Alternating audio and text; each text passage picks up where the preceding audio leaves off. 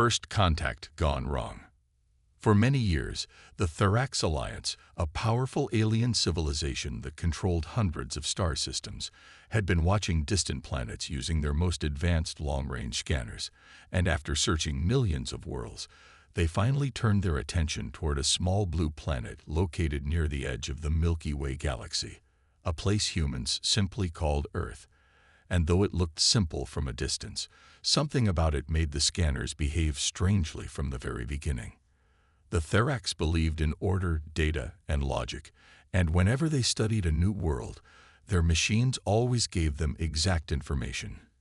Air composition, gravity levels, life forms, energy signatures, and even emotional frequencies. But when they tried to scan Earth from orbit, they found strange interference, as if the planet itself was hiding its true nature behind a thick layer of confusion and silence. And even though the machine said there was nothing dangerous, the experienced science captain named Koro felt something was not right. Still, orders were orders, and the mission was clear. They were to make peaceful contact with the intelligent species of this planet, observe them quietly, collect samples, and report back to the Council. And so, without wasting more time, Koro and his team of 6 elite xenobiologists prepared their cloaked landing shuttle and descended into Earth's night sky, choosing a quiet mountain village where the humans were asleep, unaware that they were being watched by creatures from another galaxy. The village was calm, surrounded by deep forests and cold winds, and under the soft moonlight, the aliens moved like shadows, their armor blending into the night as they silently scanned the houses, collecting air samples, taking images, and recording heat signatures. And when they found a small house with no electronic activity and only 3 sleeping humans inside, a man, a woman, and a young child, they decided this was the perfect location for biological scanning. Using a thin scanning beam, they aimed at the sleeping child first, because young life always gave the most accurate data. But as soon as the scanner activated, something strange happened. The device heated up. The screen blinked red, and symbols the aliens had never seen began appearing rapidly, showing energy levels far beyond normal biological limits, like the child was generating a power the machine could not understand. And before they could react, the scanner shut down completely. Thinking it was just a device error, the scientist named Varro pulled out a backup scanner, one used for high-risk life forms, and scanned the woman instead. But the result was even worse. Her emotional signature suddenly spiked so high that Varro dropped the scanner in shock, falling to the floor, shaking, and whispering that he had felt pain, sadness, and love all at once, like 1,000 memories had forced themselves into his mind without permission. And the others, frightened and confused, rushed to help him. Captain Koro immediately ordered the team to retreat to the shuttle with the data they had gathered so far. But before they could move, the man in the bed opened his eyes, looked straight at the invisible aliens through the walls as if he knew they were there, and whispered something in a language none of them understood. Yet all of them felt the meaning deep inside their minds. "We see you too." Panic spread across the team, and though their suits protected them from most things, they had never faced a creature who could sense them through walls, without any technology, in their sleep. And as they rushed back to their shuttle, the child smiled in his dreams, and the scanner left behind on the ground began to melt slowly, its circuits burning from an unseen force. Back on the ship, Koro locked the lab and ordered all collected data to be isolated, but the files refused to stay still, literally, as the holographic images of the child and the woman kept appearing on random screens throughout the ship, speaking in Earth languages the aliens had not yet translated. And when one technician tried to delete the files, he screamed and collapsed, saying he had just lived an entire human lifetime in 3 seconds. Captain Koro finally called the Therax High Council, his voice heavy with fear, and said the one sentence that would change the galaxy's view of humans forever. "These creatures are not what they seem. Their minds are not only alive, but they can touch ours, even from their dreams." The council, of course, laughed at first, calling it a system error or a psychological breakdown from overwork, but the last thing they heard before Koro's transmission cut off was the quiet voice of a human child whispering through the alien comms. "Don't try to understand us. Just leave." And in that moment, everyone on the council floor went silent, not because of what they heard, but because all their screens went dark, and a new message appeared across the galaxy's communication network, written in human code, glowing in red. "They have seen us." After the strange and terrifying incident during the first contact mission on Earth, the Therax Alliance placed the planet under silent watch, shutting down all further landings and restricting access to its region of space. And while many on the Council believed it was just a machine malfunction or a psychological reaction, the quiet ones, the old scientists who had seen impossible things before, knew this event meant something far more dangerous. But even though no ships were allowed to land again, that didn't stop the galaxy's most curious minds from trying to understand what had happened. And soon, teams of codebreakers, signal analysts, and language experts were gathered on the hidden research station called Naver Prime, located on the edge of Sector 19, just close enough to Earth's signal range, but far enough to avoid the strange side effects that had damaged the first alien team systems. At first, things seemed normal. Earth's signals were full of noise, music, strange movies, games, and stories, and the scientists laughed at the humans for being so primitive, spending more time watching screens than building ships. But when they tried to filter out the noise and focus on deep wave transmissions, the subconscious frequencies most species use only during emotional stress, they found something terrifying hiding inside the signals. The data wasn't just random. It was layered, organized, and filled with repeating patterns that seemed to match ancient codes from hundreds of different alien species, including some that had died out long ago. And one scientist named Brillo, a quiet and serious Therax who had studied mind energy fields for decades, stared at the screen for hours before standing up slowly and saying, "This is not a signal, it's a mind." The others laughed again, until the power began to flicker, and the station's artificial gravity shook for 3 seconds, just as one of the decoded human signals played through the speakers, a simple old Earth song with soft piano notes and a woman singing about home. And yet, every person on the station saw different images in their minds, memories from their past, people they had loved, battles they had survived, and things they had buried deep. Panic spread slowly at first, as scientists began requesting transfers or pretending to be sick. But by the end of the week, 3 researchers had completely lost their minds. One had erased his own memory using a dangerous neural wipe, and another claimed she had spoken to her long-dead mother, only to realize later that the voice had come from a repeated Earth signal that no one else heard the same way. The Council was warned again, but this time they did not ignore the signs, and a special investigation ship named the Silver Blade was sent toward Earth with a team of 20 hardened minds, including a highly protected psychic species known as the Myrians, who could block mental attacks and read thoughts across great distances. And their leader, Captain Ralvik, was told not to engage the humans directly, but only to observe from orbit and confirm if Earth's population had developed any form of mind-based weapon. But something unexpected happened again. As the Silver Blade reached Earth's orbit, their sensors started malfunctioning, not because of any weapon, but because the humans below weren't trying to block the scan.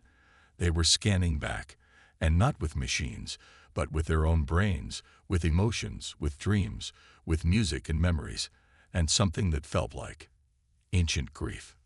The Myrian psychic named Solana screamed as soon as the human energy touched her mind, not in pain, but in overwhelming emotion, and said something that left the whole ship in silence.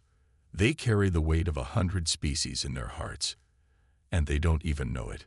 Captain Ralvik, confused and frustrated, ordered her to explain, and she slowly said that human minds were not just individual, they were linked through shared stories, shared dreams, shared fears, and when they dreamed at night, They sent out signals not to attack or control, but to connect, to share what it meant to suffer, survive, and keep walking forward even after losing everything. The council finally realized something was wrong, not with the humans, but with their own understanding. And a new theory was proposed by the frightened scientist Borello. What if humans don't just feel emotions? What if they broadcast them? What if their biology evolved to reach out, and we've just never met anything like them before? But by the time this message reached the council, the Silver Blade had gone completely silent, and when a drone was sent to investigate, it found the ship floating in space, all systems working, no damage at all, but the crew was missing. Not dead, not hiding, just gone, as if they had walked out of reality itself. On the command console, one last message remained. They didn't hurt us. They showed us everything. And with that, the Therax Council issued a full planetary quarantine on Earth, forbidding any contact, study, or signal decoding from that planet, labeling it not as hostile, but as something far worse, mentally contagious. But deep within the research network, some whispered the truth. The humans weren't dangerous because of weapons or strength. They were dangerous because they made you feel. After the disappearance of the Silver Blade and the haunting message left behind, many in the galaxy believed the story of Earth would end there, sealed behind a strict quarantine, its signals blocked, its skies dark, and its people untouched. But as always in the galaxy, curiosity was stronger than fear, and somewhere in the shadows of forbidden science, another mission was quietly planned. This time, not to contact humans from space, but to take something from them, something small, hidden, and full of secrets, their blood. A black site lab known only as Outpost Null 7 was hidden on a moon that didn't exist on any public map orbiting a cold dead star, where the most secretive researchers gathered. Disgraced scientists, expelled minds, and rogue AI units, each of them desperate for answers, glory, or revenge. At the center of the lab stood a frozen human arm, carefully preserved in a crystal stasis cube, taken secretly by a smuggler from Earth's battlefield ruins decades ago, before the quarantine had fully locked the planet. Dr. Klevik, a six-eyed reptilian biospecialist who had once mapped over 50 species' entire genetic structures, stood staring at the cube with a mixture of awe and fear. For years, he had heard stories of human DNA, its chaotic structure, its illogical changes, its strange resistance to decay. And now he had a chance to study it with no rules, no oversight, and no limits. His first scans made no sense at all. The cells were alive, not just alive, but responding to scans, changing slightly, adapting as if they were aware of being watched. The blood cells pulsed with strange energy levels, not like normal oxygen transporters, but like microreactors, glowing softly with traces of unknown particles, particles that didn't exist in any galactic record. Others joined the project.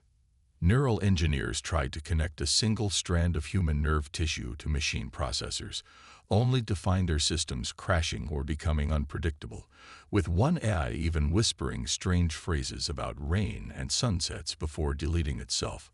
One team tried to clone the cells, but every attempt either failed or, worse, resulted in something that looked alive, but made every scientist in the room feel cold inside, as if they were being watched by something older than the stars. Then came the breakthrough, or the mistake, depending on who told the story. A young tech assistant named Joran, who had grown up reading banned Earth stories in secret, decided to inject a small sample of human blood into a genetically neutral clone, a body without personality or past, just to see what happens. And what happened was something no one expected. Within seconds, the clone's heart began to beat on its own. Within minutes, it opened its eyes, not confused like a newborn, but calm, focused, ancient. It spoke no words, but looked at each researcher one by one, and each of them fell silent, feeling something inside them stir, a forgotten memory or a hidden fear. Dr. Klevik tried to speak, but the clone turned to him and whispered, in perfect old Thraxian, a dead language no one had spoken for over 10,000 years. "You don't understand what we are." Before anyone could react, alarms began to ring. The clone walked calmly to the lab doors, and every locked system opened without command. Cameras stopped recording. Drones shut down. And then the clone vanished, leaving only silence behind. The research team tried to cover it up, claiming the sample was unstable, the records corrupted. But deep down, they knew the truth. Human blood didn't just carry life.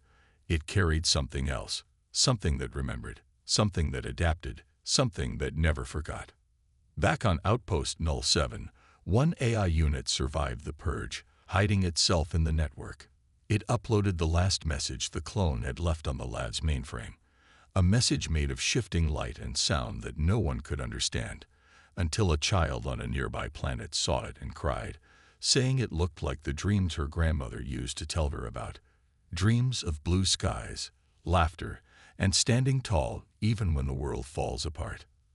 That was when the rumors began to spread across hidden channels and encrypted message boards. Human blood is not just organic matter. It is memory. It is emotion. It is war, peace, love, death, all encoded into something the galaxy cannot yet explain. One rogue scientist dared to say it aloud in a broadcast that lasted only 13 seconds before being deleted. What if humans are not evolving? What if they are remembering who they were? The council ordered silence, but silence could not stop the whispers. The mystery of Earth grew darker, deeper, more dangerous. And somewhere, in the shadows of the galaxy, the clone created from that single drop of human blood walked free, wearing a stolen face, carrying a secret no one else knew. The future of the galaxy does not lie in weapons or knowledge. It lies in the blood of those who remember pain and still choose to hope. Across the galaxy, where warships once roamed freely and fear ruled the skies, there was now an eerie silence. The Council, the galaxy's most powerful governing body, had ordered that Earth's location be erased from every map, that no ship venture too close, and that the planet's signals be blocked out of fear of what was to come. But in the silence, something new stirred. For the first time in centuries, a quiet signal pierced through the heavy static of space, one that was not a cry for help, nor a call for war. It was a simple message, but it sent chills through the galaxies, reaching the hearts of those who had long forgotten Earth's existence. The message was cryptic, almost like a riddle. We are not what you think. You have not seen us. You have not understood us. We are everywhere you have been, and everywhere you are going. The answer is in the blood. The first to hear it was a small, unimportant ship, a miner's vessel traveling from one corner of the galaxy to another. The captain, a no-nonsense stallion named Torin, was just trying to keep his crew out of trouble and get his load to market. But when his ship picked up the signal, he froze. It wasn't just the message. It was the fact that it sounded like it was speaking directly to him, and even more strangely, his crew could hear it too. For a moment, no one said anything. Then, a young engineer on the ship, Naya, spoke up, her voice shaking. Is it possible? Could it be them? Torin didn't know who she meant by them, but he had a sinking feeling in his gut. He had heard stories, old, ancient tales passed down by his ancestors of humans. The same humans that had been isolated from the rest of the galaxy, their home planet sealed off, their future uncertain. He knew about the human blood and how it seemed to have strange properties, how their biology made no sense to anyone who had studied them. But this message, it was more than just science. It felt like a warning. As Torin tried to process what he was hearing, the signal pulsed again, a little clearer this time. They have taken it from us. They have shown us the wrong way. Now we are awake. Now we remember. His hands trembled as he reached for the comms. The ship's computer tried to decode the message, but it was just static, fragments of words that seemed to shift and change. Yet, despite the confusion, Torin understood one thing. This wasn't just a signal from Earth. This was something more. Naya, the young engineer, had spent her life studying the old records, the ones forbidden by the Galactic Council. They were full of stories about the humans, how they were said to have evolved beyond what anyone could understand, their biology blending with memories, emotions, and knowledge passed down through generations. She had always thought of those stories as nothing more than myths, but now, hearing the message, it seemed like everything was coming alive. She glanced at Torin. "Captain, I think this is the beginning of something much bigger than we know." Back in the heart of the galaxy, the leaders of the council met in secret, their faces hard and cold. The signal had reached them too, and they had already begun their own investigation into it. The council feared what it meant. They feared the humans. They feared the idea that their blood, their very existence, might hold power they could not control. And they feared that this signal might be just the beginning of something even worse, something they couldn't stop. The meeting was tense, with the most powerful minds in the galaxy grappling with the implications of what they were hearing. The head of the council, a towering Xantorian named Vren, paced back and forth, his mind racing. He had long known that the humans were dangerous, but this was beyond anything he could have imagined. "We've underestimated them for too long," Vren said, his voice grave. "They have never been just another species. They are something more, something ancient and unknowable. We've been ignoring them, keeping them out of sight, but now they are reaching out. And I fear it's too late to stop them." An advisor, a human sympathizer from the eastern sector, spoke cautiously. "Perhaps it's time we listen to them, instead of shutting them down. What if we've misunderstood all along? What if the blood they speak of is not a weapon, but a key to something we've been blind to?" Vren's eyes narrowed. "You would risk everything on a myth. You would risk the entire galaxy on some message, some whisper from a species we've kept locked away for centuries." But the human advisor didn't back down. "What if the myth is the truth? What if humanity has evolved in a way we never thought possible?" Outside the council chamber, the galaxy continued to spin, oblivious to the mounting tension. The message from Earth had now reached hundreds of ships, hundreds of minds. It was no longer just a whisper, it was a movement. More and more beings from the furthest corners of the galaxy began to hear it, to understand it. And as the signal spread, it was followed by something else, a strange, pulsating energy in the stars. Ships and stations that were once unaffected by Earth's signals were now experiencing strange phenomena.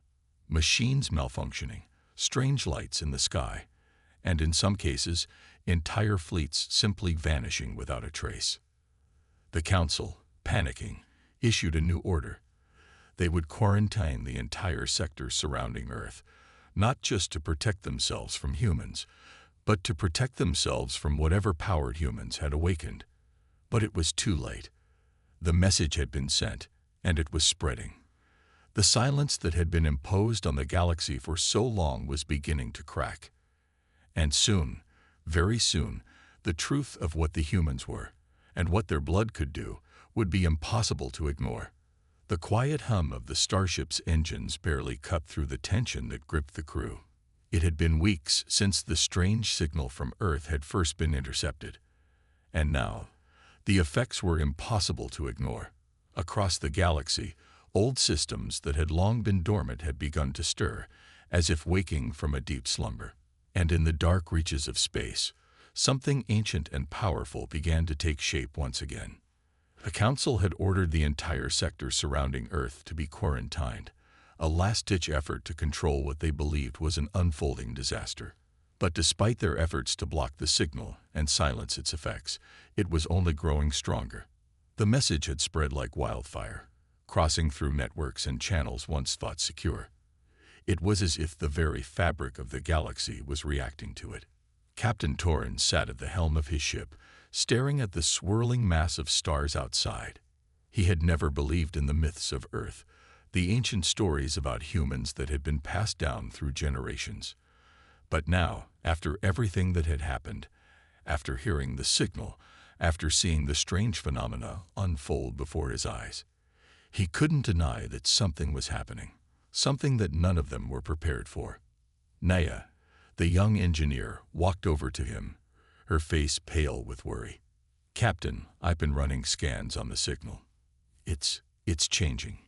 It's not just a message anymore. It's like it's alive." Torin's brow furrowed. "Alive? How can a signal be alive?" "I don't know, but it's spreading," Naya said, her voice shaky. "The systems I've been monitoring are all showing patterns. It's like it's infecting the entire galaxy. Ships are disappearing. Stations are failing. And the worst part, it's like the signal is pulling them toward Earth." The captain leaned forward, his fingers tightening around the controls. This wasn't just a communication or a warning. It was something much bigger, something dangerous. Meanwhile, on the Council's flagship, Vren's expression was grim. He stared at the holographic map of the galaxy, his sharp eyes scanning the data that had been gathered over the last few days. Ships, once thought to be lost, were now reappearing, each one bearing the same disturbing sign.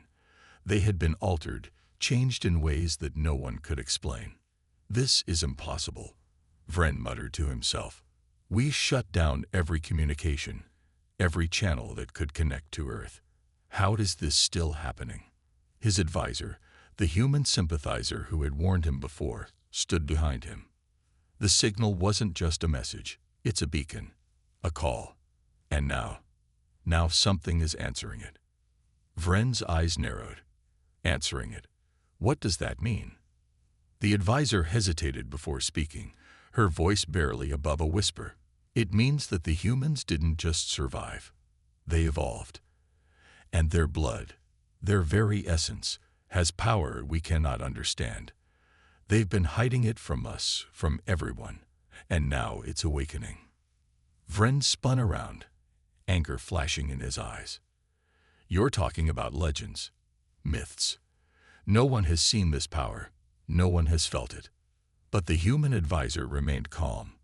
"It's not a myth, Vren. It's real. And it's here." Back on the mining ship, Torin and Naya were still grappling with the growing chaos. The signal had taken on a new form, one that seemed to pulse with energy. Ships and stations that had been close to Earth were starting to report strange phenomena. Some of them reported hearing voices, others spoke of strange visions, glowing lights in the sky, and ships that appeared to be alive, shifting and changing shape in ways no technology should be capable of. And then something even stranger happened. A ship that had been drifting near Earth's orbit for weeks, a quiet, abandoned vessel, suddenly powered up. Its systems came online with no warning, and the ship sent out a single message, one that made Torin's blood run cold. The message read, "We are not alone. They are waking up, and we are the ones who will awaken them." Torin felt a shiver run down his spine. What did this mean? Who were they? And why was the signal calling to them, to Earth now? The answer came when the ship's lights flickered, and the ground beneath their feet trembled. The signal, the strange message from Earth, was resonating with something much larger than a simple communication. It was as though it was activating something hidden deep within the stars, something old and forgotten. Torin's mind raced.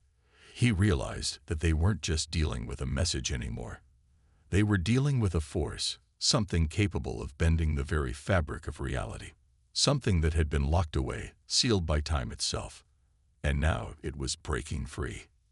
"This is it," Naya whispered, her eyes wide with fear. "We've awoken something ancient. Something we're not meant to understand."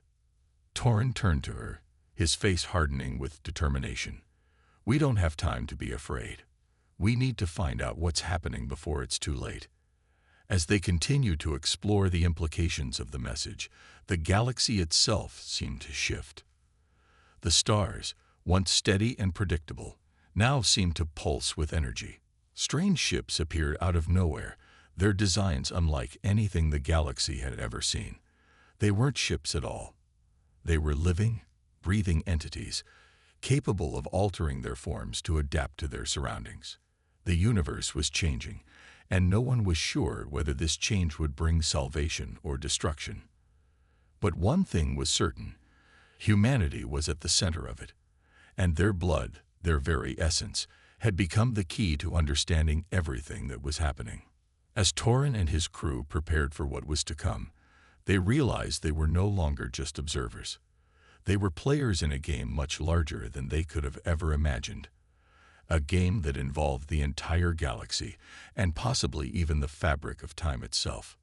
The signal had awakened something, and it was only a matter of time before everyone, galaxies, species, and civilizations, would have to reckon with the power of Earth's hidden legacy.